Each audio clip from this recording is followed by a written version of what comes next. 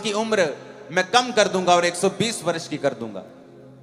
और फिर धीरे धीरे इंसान की उम्र कम होने लगी, फिर वो 700 साल जीने लगा, फिर 600 साल जीने लगा, फिर 500, फिर 400।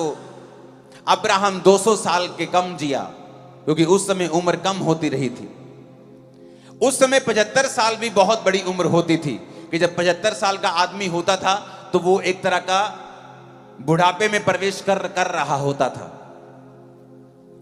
एक बूढ़ा आदमी जो 75 साल का है और उसकी पत्नी जो बांझ है, और अब्राहम उस देश से आता था जहां के लोग पैरों की लकीरों को देखकर भविष्य बताते थे और अलग अलग तरह की मूर्तियों से वो वार्तालाप करते, उनको पूजा करते थे। और परमेश्वर ने कहा, अब्राहम अपने देश, कुटुंबी, अपने पिता के घर को छोड़ के आजा, मैं तुझसे एक बड़ी जाति बनाऊंगा। एक नॉन बिलीवर बैकग्राउंड का देश जिसमें वो रहता है, और परमेश्वर अपने जन को कह रहा है, अब्राहम मेरे पीछे आजा, मैं तुझसे एक बड़ी जाति बनाऊंगा। What a joke.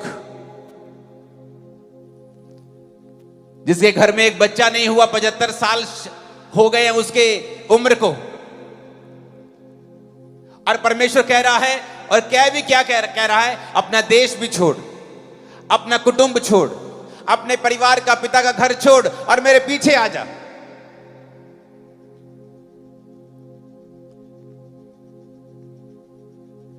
और मैं तुझसे एक बड़ी जाति बनाऊंगा। किस व्यक्ति को बोल रहा है? जिसकी पत्नी ने कभी प्रेगनेंसी का एक दिन भी नहीं देखा। एक अन्य जातीय देश में रहने वाला व्यक्ति, जहां के लोग बड़े बुद्धिमान अपने आप को समझते हैं और हर चीज का हल लकीरों से करने की कोशिश करते हैं, और परमेश्वर की बुलाहट